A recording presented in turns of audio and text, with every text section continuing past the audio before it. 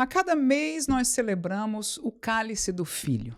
Na Santa Ceia nós celebramos aquilo que Jesus disse: este é o meu cálice, este é o meu sangue derramado por vós. Mas hoje no Salmo de número 75 nós vamos ouvir do cálice do Pai, que é o cálice do juízo. Portanto, no Salmo 75, a nossa última meditação da terça-feira foi no primeiro versículo, e nós hoje vamos estar lendo do 2º ao 10º e assim encerrando a leitura deste Salmo. Portanto, Salmo 75, a partir do versículo 2, e eu quero já te saudar com a paz do Senhor Jesus. E o texto se lê assim: quando eu ocupar o lugar determinado, julgarei retamente. Dissolve-se a terra e todos os seus moradores, mas eu fortaleci as suas colunas. Disse eu aos loucos: não enlouqueçais, e aos ímpios: não levanteis a fronte.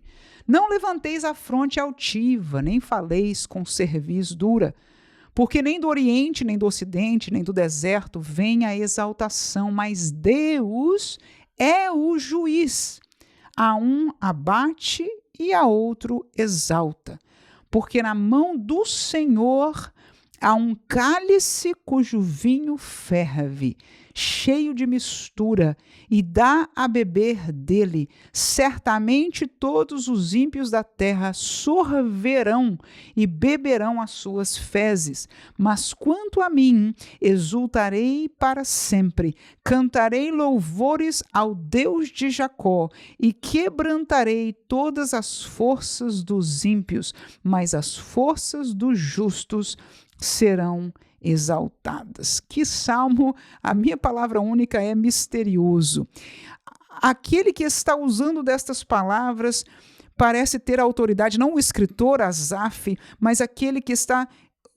As palavras são palavras proféticas de alguém que falará, que fará as obras de Deus Pai. Com este salmo nós apreciamos o poder e o juízo do Pai e deste alguém que vai levar a cabo este juízo do Pai em realidade aos ímpios e aqueles que são de Deus, aqueles que são justos. Então, é para mim um salmo difícil de entender em sua totalidade, mas há palavras, há uma estrutura, há um entendimento que me é claro. E qual é? É o entendimento do juízo de Deus. Primeiro, como nós falamos, que seria o cerne para mim do cálice, né? No versículo 8, ele diz: na mão do Senhor há um cálice cujo vinho ferve, cheio de mistura. Eu, quando estava lendo este versículo, me lembrei daquele texto lá da lei que, para provar o pecado de uma mulher, não é? Ela tinha que tomar um cálice, uma mistura, uma bebida,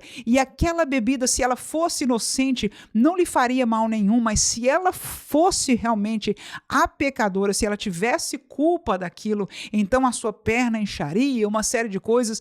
Então você veja que aquele exemplo que era manifestação do poder de Deus, irmão, porque quando acontecia aquilo na vida prática de Israel, o sacerdote dava para aquela mulher aquela mistura e acontecia porque Deus fazia, por provisão, falar através do tomar daquele cálice, a verdade era explicitada ali no caso daquela mulher. E aqui Deus fala do seu cálice de juízo, que ele dará, ou seja, existe essa mistura que ele vai dar a beber aos ímpios, né? E o que vai acontecer? Eles sorverão, ou seja, se derreterão, ou seja, Deus dará o cálice da justiça àqueles que são ímpios. E ele faz duas colocações aqui antes, logo antes do cálice. Ele diz: os loucos, não enlouqueçais. Quem são os loucos?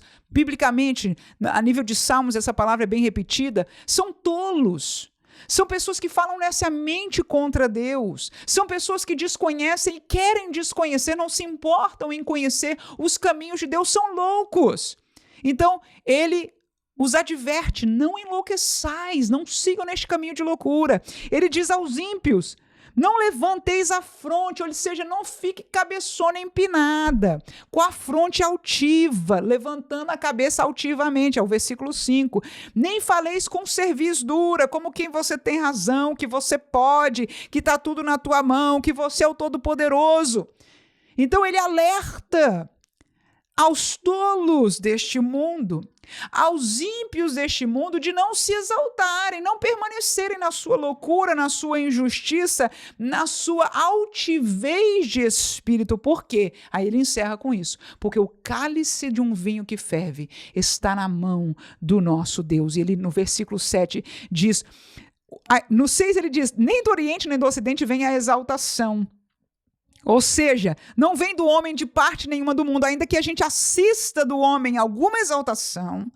O texto é claro de dizer, mas a verdadeira exaltação e o verdadeiro juízo vem de quem?